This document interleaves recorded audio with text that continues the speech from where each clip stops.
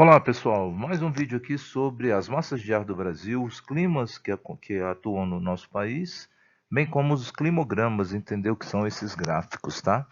Pessoal, eu vou deixar alguns cards aí no final do vídeo ou aí no meio do vídeo com relação a uma aula que eu tenho sobre a atmosfera, que é importante você assistir para complementar, para reforçar alguns temas que a gente vai estar falando aqui, tá?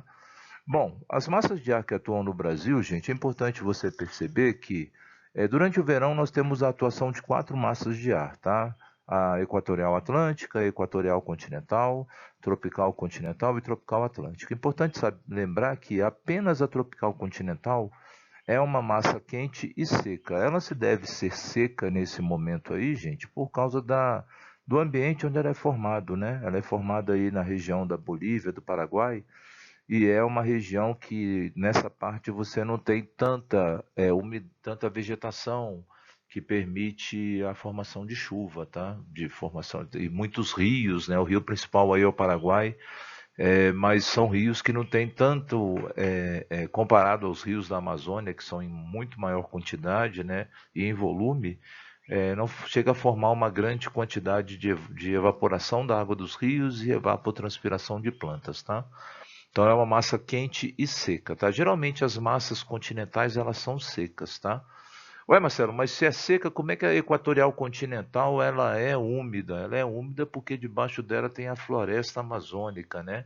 Aí é importante você lembrar do conceito de rios voadores, né? Os rios voadores, acompanha aí com o pontinho vermelho. Os rios voadores, o que acontece? Nessa região aqui da linha do Equador, ó, é a região mais quente do planeta.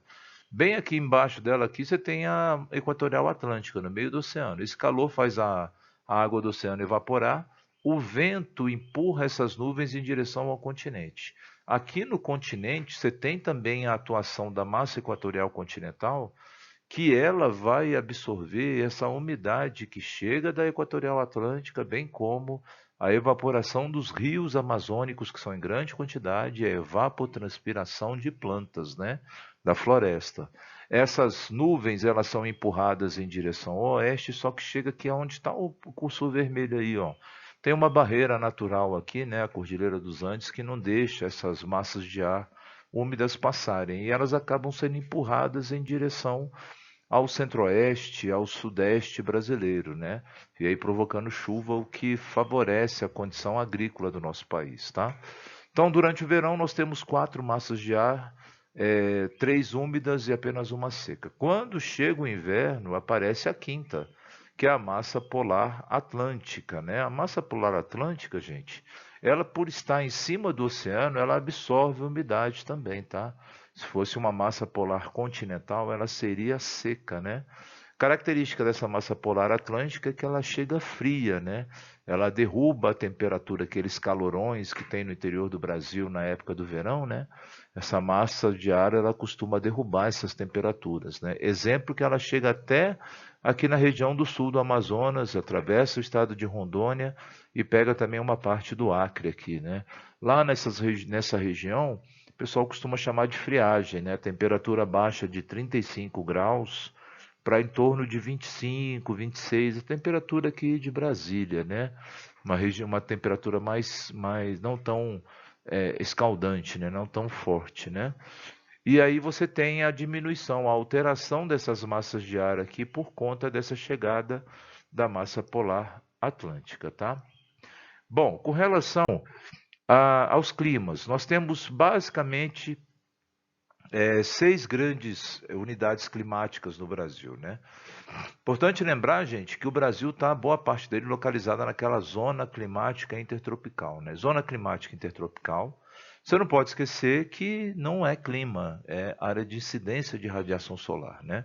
E você sabe também que na aula a gente cantou várias canções, é uma delas que na linha do Equador faz muito calor, né?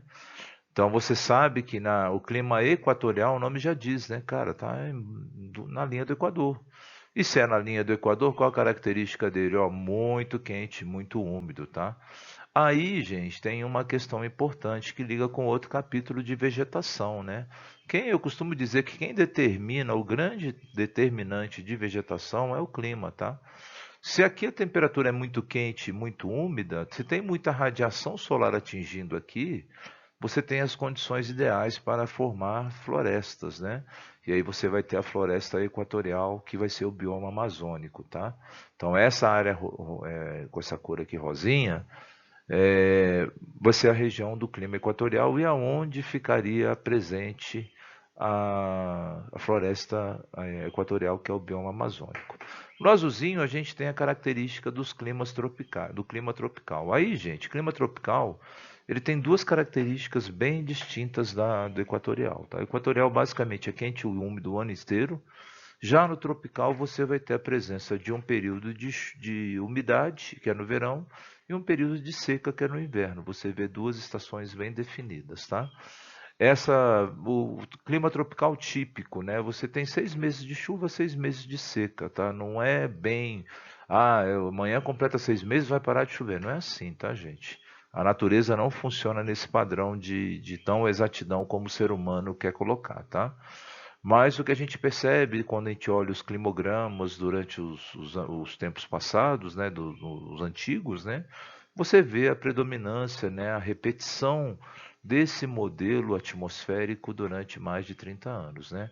Geralmente o verão é chuvoso e o inverno é seco, né? Vai ter ano que vai chover mais, vai ter ano que a seca vai ser maior. Isso aí são fatores normais de acontecer também, tá? Vegetação ligada aí com relação ao tropical típico, né? A savana, né? Ou a floresta tropical, né? Floresta tropical savânica nada mais é, aqui no Brasil a gente chama de cerrado, né? Que tem uma grande quantidade de fisionomias, né? Quando a gente for falar de vegetação de cerrado, eu vou colocar aí as fisionomias principais que o cerrado tem, tá? Tropical litorâneo ou úmido, é esse amarelinho aqui, ó, no litoral, né? Aí você vai ter um clima quente e úmido, não tão quente, não tão úmido quanto a Amazônia, tá? Que lá é onde passa a linha do Equador, mas é uma região que tem umidade e temperatura alta boa parte do tempo, tá? Floresta que se desenvolve aí é uma floresta tropical úmida, né? Que a gente chama de bioma Mata Atlântica, né? Lá no vídeo Vegetação eu vou estar falando para vocês as características que você tem que saber e que vai ser de grande diferencial para você aí na hora de fazer uma avaliação, um certame, tá? Bem, nós temos nesse verdinho claro aqui o tropical semiárido, né? Aqui também, ó, um período de chuva, um período de seca, só que aqui você tem o clima tropical semiárido provocado por alguns fenômenos aí, né? Tem uma barreira de chapadas e serras aqui que impedem a entrada da chuva que vem do oceano, da tropical atlântica, né? Daquela massa de ar tropical atlântica, né? E aí o que acontece? Você vai ter uma vegetação adaptada a essa falta de chuva, que é o bioma caatinga, né? Alguns autores falam que é uma savana, alguns falam que é uma estepe, uma pradaria, tá? Eu costumo dizer que é uma vegetação que é adaptada a essa condição climática, né? Então as plantas aí, a vegetação ela é muito adaptada a essa falta de chuva, tá? Nessa área aqui com marronzinho mais claro, tropical de altitude, né, que está aqui onde está Brasília, né, por ser uma região, são locais com altitude acima de 800 metros, né, acima do nível do mar.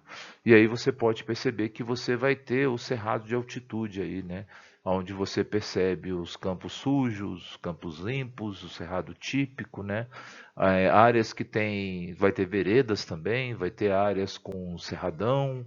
Então você encontra uma diversidade dos tipos de cerrado nessas áreas de tropical de altitude. A temperatura aí é mais baixa, tá, gente? Então, por exemplo, a temperatura em tropical de altitude não costuma ultrapassar 30 graus, tá? E a chuva, ela tem uma boa distribuição, principalmente nas serras do sudeste e do sul do Brasil, tá? Porque está muito próximo à massa tropical atlântica, ela manda umidade até nessa região. Importante lembrar, gente, que nessa área aí você tem a presença daqueles tipos de chuva, tá? Que você tem no vídeo lá de atmosfera eu explico os tipos de chuva que existem, né? A convectiva, a orográfica e a frontal, tá? Isso tem um impacto diretamente nesse local. Já lá na região subtropical, que é o subtropical úmido devido à proximidade com o oceano, tá? A principal característica é a presença das 4 estações bem definidas, né? E aí você vai ter duas vegetações subtropicais bem típicas, né? Que é a mata de araucária, que é o araucária é o pinheiro da América do Sul, né? Os Campos Sulinos, lá na fronteira do sul do Rio Grande do Sul, né? Lá com o Uruguai, né? E nos trechos de litoral do Paraná e de Santa Catarina, você tem também essa parte do. Você tem a parte da Mata Atlântica também presente aí nesse processo, tá? Bom, peço desculpa aí que sem querer meu telefone celular tocou, que maravilha. Bom, gente, ó, os climogramas. Os climogramas, gente, como foi falado em sala, a gente viu que o climograma ele tem um eixo com temperatura. Aqui embaixo nós temos, pode ser temperatura ou umidade, tá? Tem alguns que aparecem como umidade também. Aqui embaixo a gente tem os meses do ano e aqui nós temos a quantidade de precipitação que caiu, a quantidade de chuva, tá? No gráfico, essa linha vermelha geralmente é a temperatura e essas barrinhas é, é, azuis são a quantidade de chuva, tá? Então, no clima equatorial, você percebe ó, que é o ano inteiro chovendo bastante calor, né? Temperatura acima de 30 graus Celsius, né? E a chuva bem distribuída durante o ano. Aqui, ó, cai um pouquinho no meio do ano, que corresponde ao período do verão. Aí você tem que ficar atento. Apareceu queda de chuva, gente, no Brasil, tá? Brasil que boa parte do território está abaixo, está no hemisfério sul, 93% está no hemisfério sul. Você vai verificar que aqui corresponde ao período do inverno. Redução de chuva em inverno. Olha o de Goiânia aqui, ó. Temperatura também ela se mantém boa parte do tempo elevada, né? Mas quando chega a época, que é o tropical típico, tá? Quando chega a época do inverno, ó, derruba a umidade, tá? Rio de Janeiro, tropical úmido, né? Próximo ao oceano, né? Durante o verão, temperatura alta, chove bastante. Quando chega lá em junho e julho, dá uma diminuída na chuva, tá? Bem mais do que aqui no centro-oeste, né? Lá em Juazeiro, lá no interior da Bahia, né? No tropical semiárido, repara que os meses do meio do ano aqui, ó, também sem chuva, né? BH, né? Belo Horizonte, mesma coisa, ó. Você vê sempre que aqui no meio, no Brasil, tem uma derrubada de temperatura e tem uma queda na chuva. Já em Curitiba, que é outro modelo climático, né, que é o clima subtropical, você vê que a chuva é bem distribuída, tá? E aí tem uma característica importante ligada a esse clima subtropical, aonde tem as 4 estações bem definidas, tá?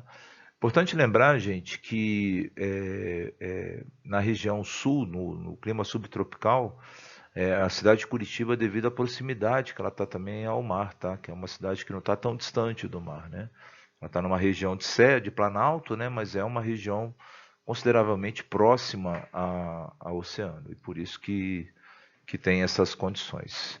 Por último aqui, gente, coloquei minha imagem a Pixar me, ob- como a Pixar me observa, me enxerga, me vê, tá? Ficou nada a ver, mas tudo bem. Qualquer dúvida que tiver, qualquer dúvida que tiver, escreve, tá, gente? Bons estudos para vocês e até loguinho.